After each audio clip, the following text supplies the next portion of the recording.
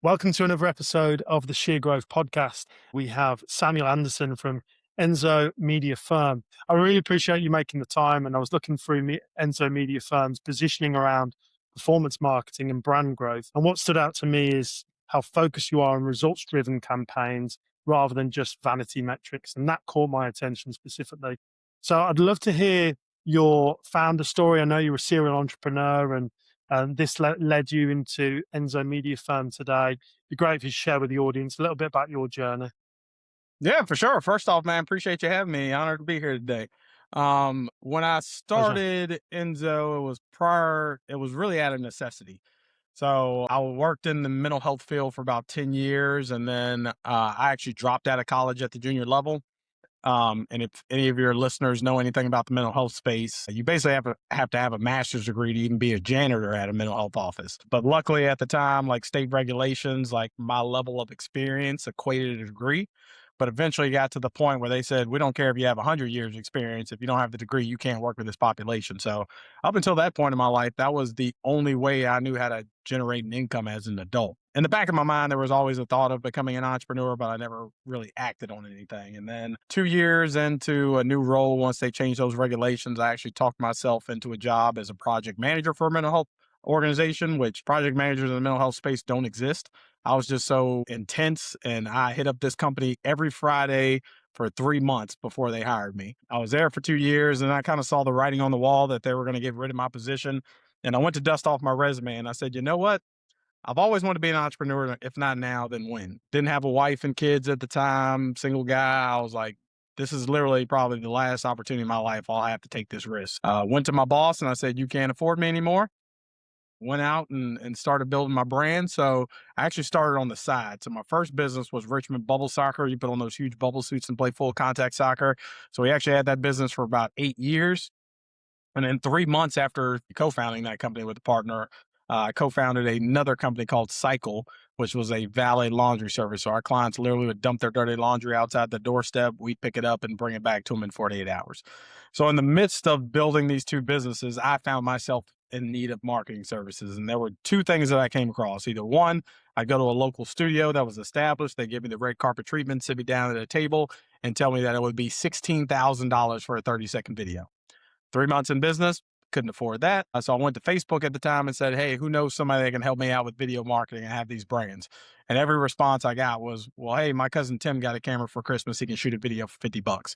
So the stuff I wanted, I couldn't afford. The stuff I could afford, I didn't want. And I saw no company in my marketplace that could actually provide high quality marketing services at a price point that small and medium sized companies could afford. So with no knowledge of this space whatsoever, I did recognize the fact that freelancers and creatives are typically bad business owners. Just because you're great at graphic design or video or websites or whatever it is, doesn't mean you have the skill set to build a business and continue to grow it. So I went out, found a bunch of contractors, told them, hey guys, I'm starting this business. At the time, it was Anderson Consulting. And I said, hey, I'm going to handle all the in between work, contracts, lawyers, payments, all that stuff. You guys just show up, do what you love to do. I cut you a check, we move on to the next thing. So in the process of that, I fell in love with marketing services. I'm on set just making sure everything's going cool with the client and peeking over the videographer's shoulder and saying, hey, why are you shooting at that angle? And what's ISO and what's white balance? I tell everybody I'm a college dropout, but I graduated YouTube University. I just went home every night, studied everything I could on marketing and video marketing. Really, Gary Vaynerchuk was the one who gave me the base of knowledge that I need to run a social media firm. I would literally watch hours and hours of Gary Vee every day and learn how to do this.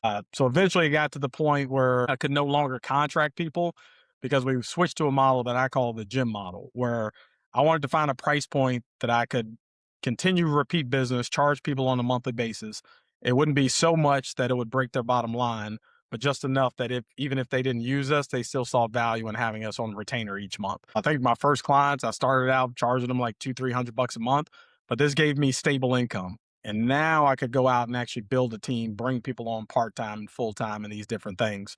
So we continued to scale from there. Once I switched to that model is when I converted it to Enso Media Firm. Today, we provide social media marketing, video marketing, targeted advertising, influencer marketing, podcast, and photography. So yeah, really all this grew out of necessity and just a thirst of knowledge. Like I just became a sponge for this stuff. That's testament to your research and education that you've gone to Gary Vee, you've watched hours and hours and hours, and then you've implemented those strategies. You've gone in there, you've got your cash flow in, you built a team, you've scaled, you've proven, and you're coming up to your 11th year now. Is that right? Yep, this month is our 11th year in business. Yeah, fantastic. To have an agency that's been going that long and you've built it and grown it significantly, I think that's testament to you and the drive that you've got as an entrepreneur.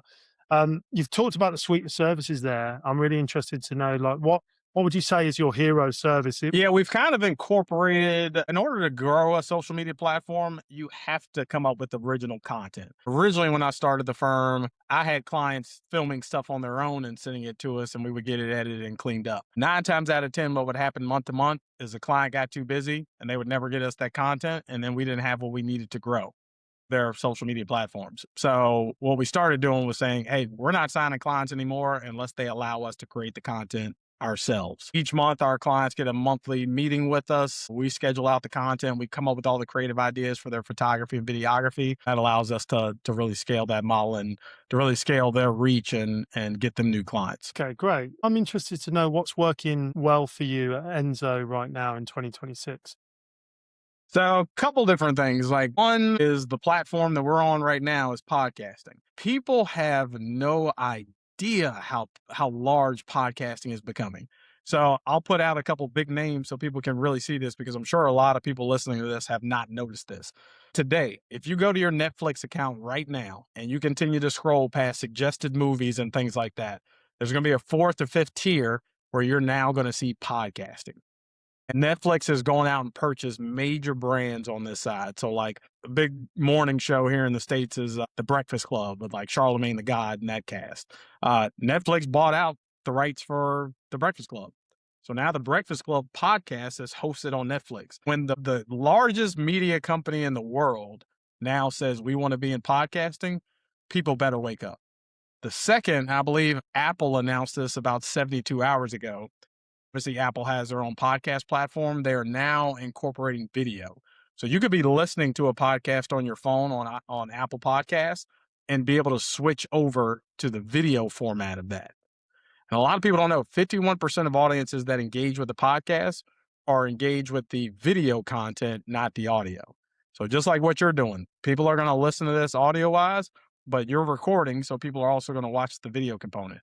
This has now become the new talk show. Before we had Oprah and Dr. Phil and all these different things that came on every day at 5 p.m., right? People are busy today. They want on-demand content and they want to get more strategic with the content they're listening to. So if they want to find a specific thought leader or a certain genre, now it's at your fingertips and you can pull that up and get taught by these professionals. So podcasting is number one on my list. The big thing people don't get with podcasting, it can become a huge funnel of new business for you. My podcast in particular, I interview, similar to you, I interview other entrepreneurs, but I really get into the nitty gritty of like, what did it take to build your businesses? Because the term entrepreneur has become way too sexy. People are like, oh, you get to be your own boss, you make all this money, get blah, blah, blah. It is not like that in the early days. I tell people No. if you can't stomach not really making a livable wage for 3 years, don't even bother getting started. Because for most businesses, that's how long it's going to take. That format and looking at these things, I've brought on people as guests that typically would not give me the time of day. Let's say there's this big company I'm trying to get in front of, and I just need 15 minutes with the CEO to make my pitch. He's like, man, I ain't got time for that. But I say, hey, I have a local podcast where I interview local entrepreneurs. I really just want to put a spotlight you on and get your story out. Would you be interested in being on the show? 9 times out of 10, those guys are like, oh, hell yeah, you're going to promote my business for free? Yeah, I'm happy to come on. And they actually come here to my office. They come in the studio. I get this hour-long conversation with someone where I'm starting to build rapport. We're building a relationship. So the second that microphone cuts off, 50% of the time, what I hear from people is, well, I can see the wheels turning in their head. Is the first thought in their head is, well, man, this guy Sam that I just met just gave me all this value. He's putting me on every major platform in terms of podcasting. He's putting this video on YouTube. He's cutting up reels and he's promoting me and my business on social media. I got to give him something too. What can I do for this guy? So they'll step out of the studio, they'll look around and be like, hey, what do you do again? Let's run through your services. Let's have a quick Mm. chat. And normally the conversation goes, well, man, I can use that service, or I know someone else who needs your services. Let me put you in contact with them. I'm able to build rapport with people in that hour time frame. I get the content I need to stay relevant online and put that out. And then I end up getting business from it 50% of the time. And if I don't close business, because I'm generally bringing on people because these are conversations that I want to have. It just so happens that there's a microphone and a camera in front of us. So that has been a major piece. Our second newest department that I'm seeing a lot of value in is influencer marketing. So a lot of people listening may remember back in the day when Oprah had her regular show. She had this segment during the holiday season where she would basically list out her top 12 products for Christmas.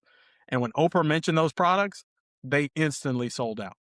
Well, Oprah doesn't have her show like that anymore. So now people rely on influencers, people who have between a minimum of 10,000 followers, that when they say something, there's a ready audience that's listening and hanging on every word that they're saying. So marketing, social media, video marketing, all those things, that's overall branding. When you get into influencer marketing, that's sales.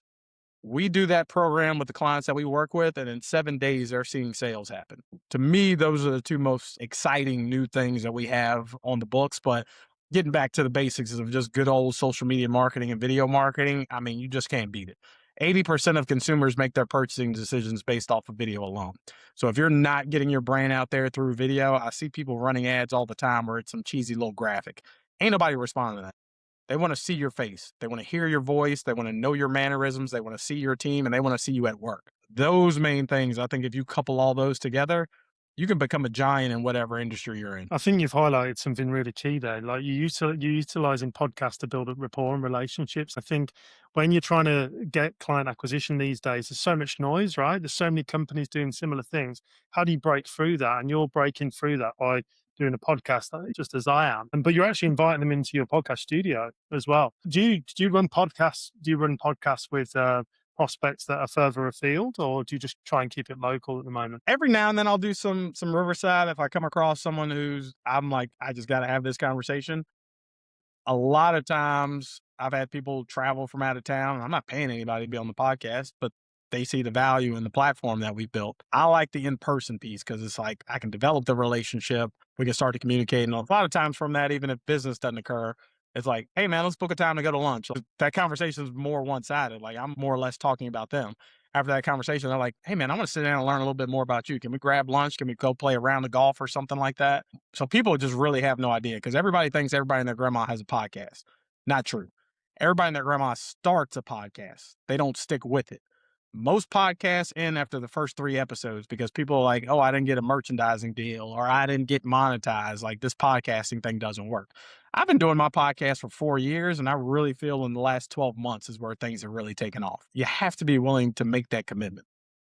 Yeah, you got to be consistent with it. Like you said, I don't think it all comes down to entrepreneurism. Like you said, the first 3 years of building of your business, struggling just about to survive and have that living wage, as you said, it's the same. You know, if you're creating content, especially in this day and age, you've got to be consistent with it. You've got to show that you are willing to put the hard yards in because people come and go all the time, right? It's the ones that stick around, offer value, which is a key point that you just mentioned there. You're offering value by telling their story, and that's exactly what people want to do. They want to tell their story because ultimately, as well, that podcast you put out, they could have a service who through your network and audience that they could take advantage of as well. It's two-sided, really. We're there when it comes to marketing, whether it's podcasts, social media, video. Value. Here's where most people get it wrong is they get behind their keyboard and everything they post is sell, sell, sell, buy, buy, buy. You think about when you're scrolling through your Instagram, your TikTok, your YouTube, whatever. There are only 2 reasons why you would ever stop on a post. 1, you're being educated, or 2, you're being entertained. The second you feel you're being sold to, you continue to scroll. So much, in fact, this is how advanced the average consumer is thinking. Consumers are willing to pay companies now not to be advertised to. So me and my wife pay the extra $10 a month for Hulu Premium so we don't have to see commercials when we're sitting and watching our favorite show. Some people listening to this podcast right now pay for Sirius XM in their car. You're paying $10 a month to not hear ads, right? So consumers are saying, yo, I'll give you more money, just don't try to sell me. So we subscribe to the rule of 80/20. 80% of the content you put out there needs to be value driven. The other 20% is sales. Now, I'm not dumb enough to think that we don't ever need to be selling, like ABS, always be selling, right? But you first have to establish a level of rapport and value that you're giving to someone. Because the more free information you give out, the higher they deem you in your field. They're like, this is the top expert. And you may not be. It's just a simple fact that you're being seen more than your competitors. So if people switch their mindset as business owners to thinking, how can I add value versus how can I sell? They would see much more success with their social media marketing. Absolutely. And I wanted to highlight something here. You've talked about the podcast being a way to kind of build up rapport and ultimately get that 20% where you can then sell. And so I'm really intrigued as a marketing agency owner. What are your ways of obtaining new clients? Typically in the agency world, there will be your network, your warm network, there would be referrals. And then a lot of what I find a lot of the time, a lot of agency owners, they don't really switch on the outbound apart from sending the odd email here and there. What are the strategies that you employ apart from the standard referral and warm network strategies that most agencies do? Great question. So there is no one answer. It's doing everything. Network. I do public speaking. I do social media marketing. I get referrals. I do non-traditional forms of marketing. Like I'm the digital guy, but outside of that, we've done billboards before. We've done direct mailers. Now, for my particular business, I got zero ROI out of that, but I at least tried it. So it's a combination of these things. I'm not dumb enough to think I need to fully rely on social media. I need to get out, shake you, just like a president, somebody running for president. You got to get out, kiss babies, and shake hands. Like people need to meet you in the community. It's also adding that value from an in-person perspective. So I may meet with somebody, may be at a networking meeting, and they may have a massive marketing department within their organization. But during that conversation, I may find out that they're looking for a new contractor or they're looking for a new insurance agent. Like my goal has always been the guy who has a guy. Like I love when people like, man, I need an insurance agent. I got a guy for that. Like here, I'll connect you to him because I'm still adding value to them. And at some point, they're constantly thinking in their mind, like, man, this guy keeps feeding into my business, feeding into my life. How can I give back to him? So I think the networking piece, I think, is crucial. Every business will always rely on some level of referrals. And that's the other piece is making sure that you're providing good quality services so that the people that you're working with will refer you.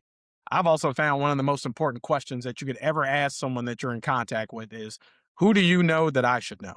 That one simple question can change your business because you're not the first. The most important word to anybody in this world is their own name, right? So they're not thinking about as great of a relationship you may have with someone. They're not constantly thinking about you. They're thinking of their own problems. So when you just stop somebody at the end of a lunch meeting or something like that and say, "Hey, man, this is a great time. It was great understanding your business. But let me ask you a question. Who do you know that I should know?" That immediately prompts their brain to think, oh, you know what? Tim was complaining the other day that he needed some video marketing. Yeah, I know this guy. I'm going to connect you guys as soon as we leave here. Right. The other things is Yeah. systems. The sales and conversions doesn't happen in the first initial meeting. It happens in the follow up. So I have a sales process, and this is something that we recently changed, and I'm finding tremendous success with this. Initially, when I meet with someone, potential client, I'll either take a Zoom call or an in-person meeting. And the only time I'll take an in-person meeting for someone that I've never met before is if they come to my office. I limit this first meeting to 30 minutes. You're not a paying client. We don't have a relationship. I'm not going to give you all the time in the world. My time's too valuable for that. So you get 30 minutes with me. Now I've collected all the information I need to understand in terms of where they're taking their business and the gaps that my team can fill. Once we get that information, I go back to my team. They write up a formal proposal. What I used to do was email that proposal to the client directly and say, hey, take a look at this, review it, get back to me.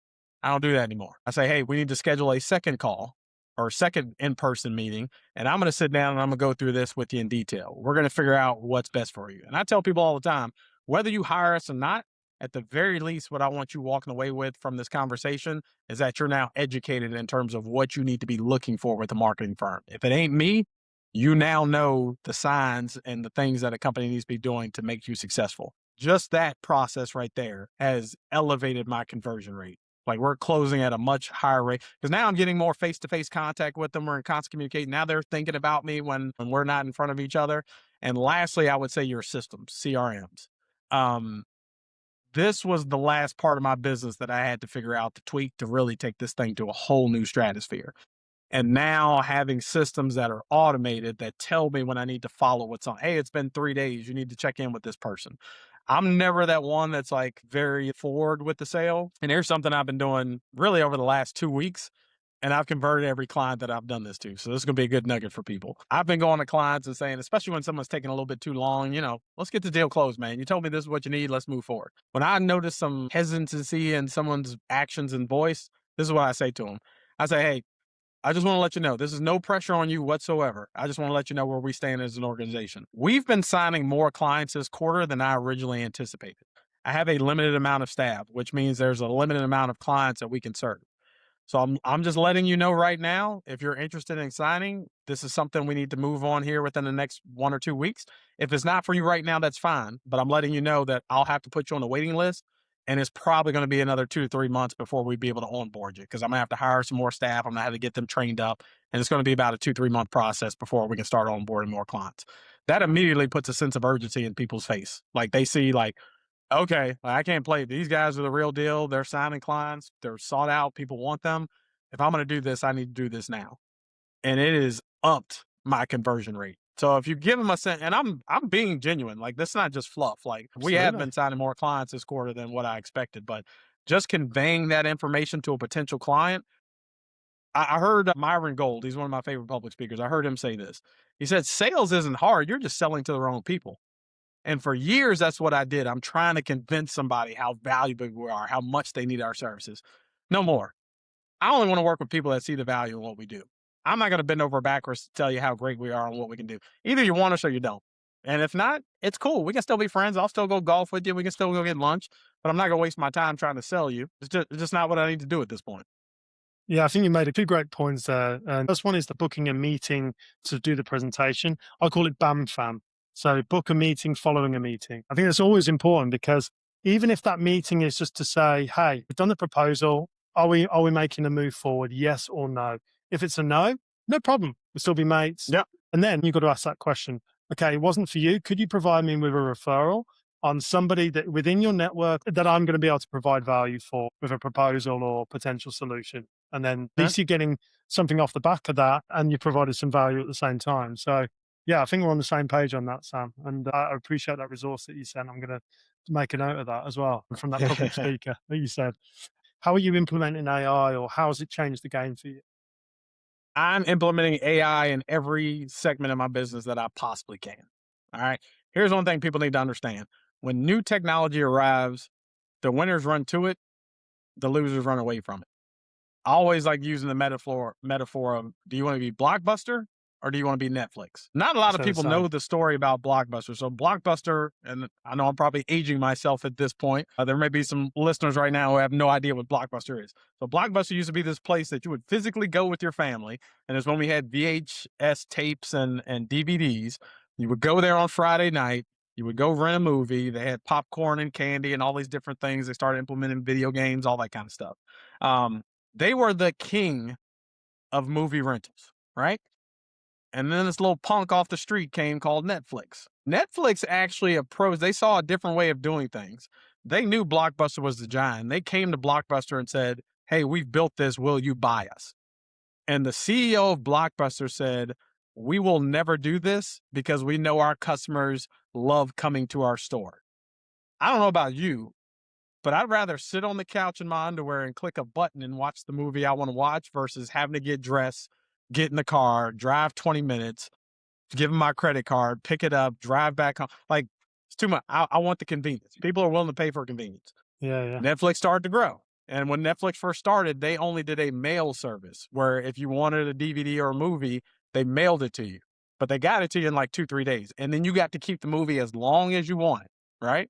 You keep the movie for 3 months if you wanted, a year, right? But you couldn't get the next movies on your list until you return the others. Yeah. Eventually, Netflix got to the point where they said, we see streaming as the way of the future, all right?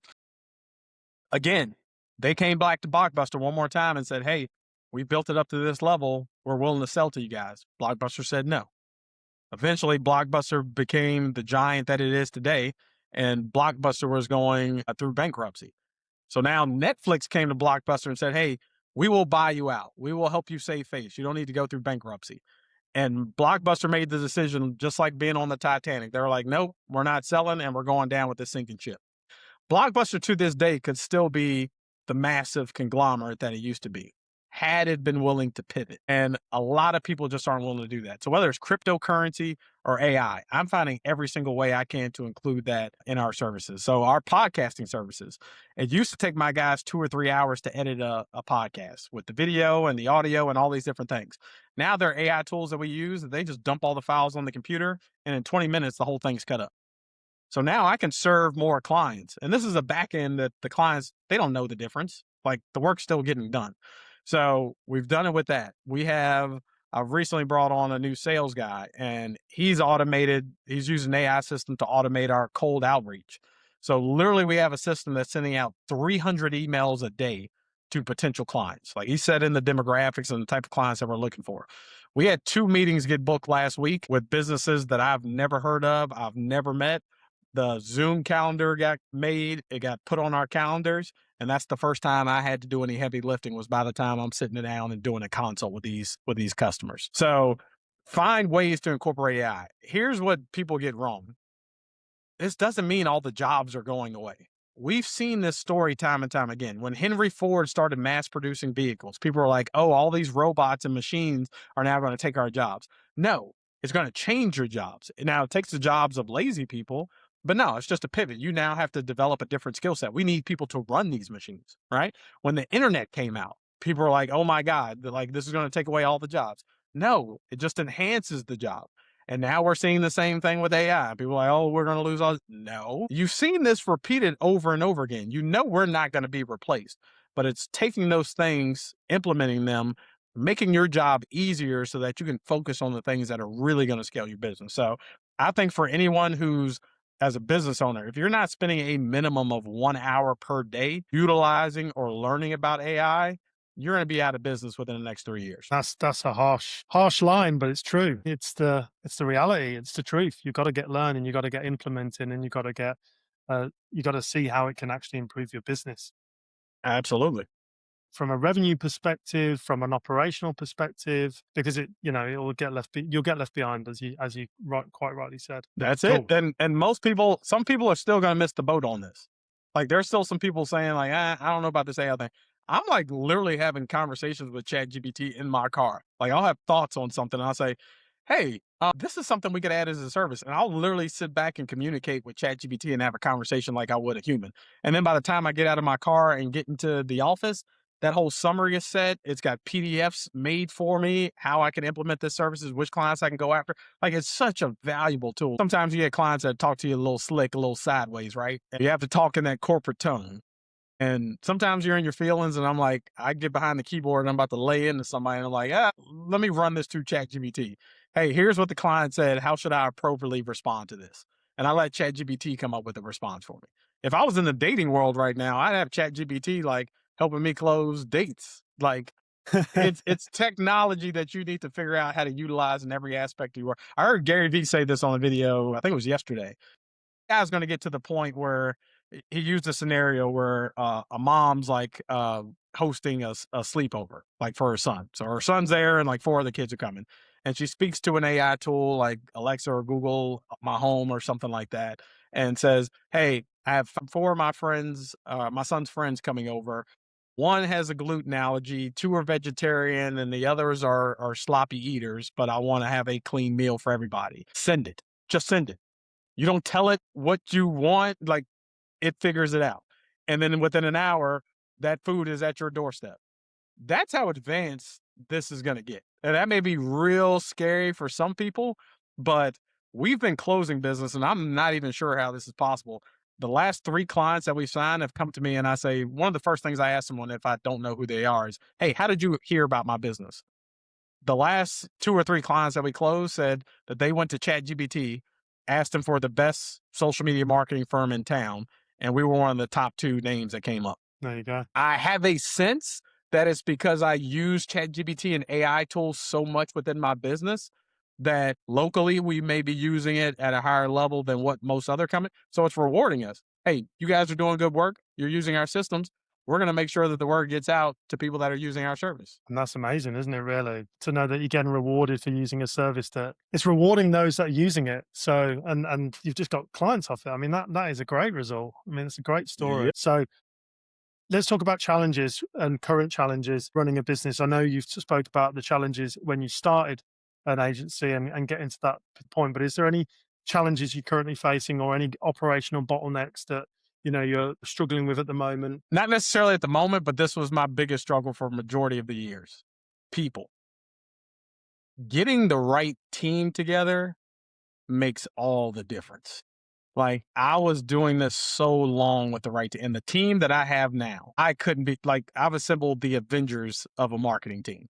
Like, everybody works well together. Everybody's like treating this as a career. They're students of the game, right? They come to each other. They come to me and say, "Hey, I just read this article. TikTok's changing this. We need to have a conversation with our client." Before, it was me always having to do that and direct that. They're now going out, figuring out these things on their own, and then coming to us as the team, right? So I think the team is the big part, because you got to have the right people in the seat. You look at when you assemble, let's use basketball as a metaphor. To me, Michael Jordan is the greatest basketball player of all time. He's the GOAT. LeBron James ain't even close, right? But you look at Michael, he had to have a Scottie Pippen. He had to have a Dennis Rodman. Like, I need somebody who can feed me the ball. I need somebody who can rebound. You let me do my thing, right? So it's not only putting together the right team, but assembling the right team that knows what seat they should be in. There have been people on my team I was considering letting go, and then I sat down and had a in-depth conversation with them and learned that I was teaching them and leading them in the wrong direction. That wasn't where their skill set is. That's what I was assuming. Until I sat down and had an in-depth conversation, I learned, oh man, this guy is a genius when it comes to strategy, or this guy is great with lighting setups, or this guy can do X, Y, and Z. And I was trying to put them into this corner. But once I learned where their skill sets really relied, things took off so quick. So I think having the right team can be one of the biggest obstacles in growing a business. The other, I think, is systems. You have to have the right systems in place, because if you're producing the best content in the world for your clients, but there were moments where like a video would get produced and there was a bottleneck in my systems where nobody was actually sending the content off to the client. And that sounds like a very simplistic thing, but it was assuming like, oh, I assume this person's in it, that person assumed this person's in it, and there was no system in place for that. So I think cleaning up your systems is a big thing, especially in this space. To have a creative mind and also a business mind is almost like being a unicorn. Normally, it's either one or the other. So to combine those two things, have business systems, but allow people to be creatives, that was something that took me a long time to figure out. So yeah, I would say building the right team and having the right systems in place is a big hang up for most marketing firms and businesses in general. If you were to speak to yourself from 5 years ago, what would be the one piece of advice that you would give? That's a good one. One would probably be on the investment side in terms of, and I know this isn't in particular my brand, but I would have started investing way earlier, whether that's real estate investing, crypto, stock market, whatever it is. Investing in yourself. That was something that I picked up on very early in the game, is spend money on books, spend money on conferences, like spend money on mentorships. That will get you over the hump so much quicker, because you're able to learn from people that have been successful at a very high rate. You're going to come into the same problems that they experienced. So if you can find those people that have already are 5 miles ahead of the road and they can tell you where the potholes are and where the construction is taking place, that'll accelerate your growth speed there. Yeah. 5 years ago, I mean, the big thing is, main thing I've done is just not quit. Like, a lot of people have told me that they do business with us because they saw my level of tenacity. They knew I just wasn't going to quit and that we were going to do what we needed to do for our clients. And I think, honestly, I think that's probably 78, 70 to 80% of success is just not stopping. If you just keep going, you will have no idea how many media firms similar to ours I've seen fall along the way. And a big part of that is because the leadership just didn't have the wherewithal to weather in the storm. For me, there is no plan B. There's no plan C. There's no plan D. This is it. I make this work or my family starves, because I know I'm unemployable at this moment. If I got hired to go work for a company, I would last maybe 2 hours, because I'm going to see things a certain way. I'm going to want things run a certain way. I'm going to see things that can be done better. And, they're going to tell me, well, this is all you need to worry about over here. I wouldn't be able to do that. So I'm unemployable at this point. So this is my only option. So I think investing in yourself financially, educationally, and not stopping are some of the major things that if I told myself 5 years ago, hey, get prepared, man, it's going to get rough. But as long as you don't stop, man, there is a rainbow at the end of this road. It's funny you say that because, like, as an entrepreneur, once the further down you go with it, the further away it is impossible to get back into employment because you just have a completely different mindset. You're doing things on your own terms. You know, you're just building things for yourself and for your people. So to go into someone else's world again, it feels obscure, and Yep. I completely relate to that. People would hate me as an employee. They couldn't stand me. Yeah, likewise. I know, I feel you on that. So if we talk about your future state, if we were having this conversation in a year's time from now, Sam, what would need to have happened for it to be a breakthrough year for you in 2026? Implementing the right systems with AI, continuing to bring the right people on the team, because as you scale and as you continue to grow, that's why people get it twisted when they hear the numbers of entrepreneurs like, oh, our business did 7 figures this year. That ain't in my bank account because for every $100,000 that we're able to generate, I have to pay someone the salary of this.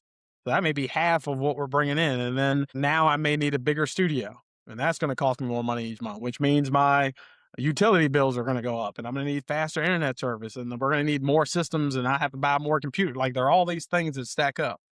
Yeah. So adding the right people to the team, implementing the right and useful AI systems. Don't just jump on all these trends. Like, really research and figure out how you can use these things to better you and better your business. Because at the end of the day, as entrepreneurs, we don't want to do all the grunt work for the rest of our lives. 41 right now. In my head, I'm So like, I got to have this thing running on its own by the time I'm 45. My goal is to be able to golf 3 times a week. I want to be able to give others more responsibility so that in turn I can pay them more.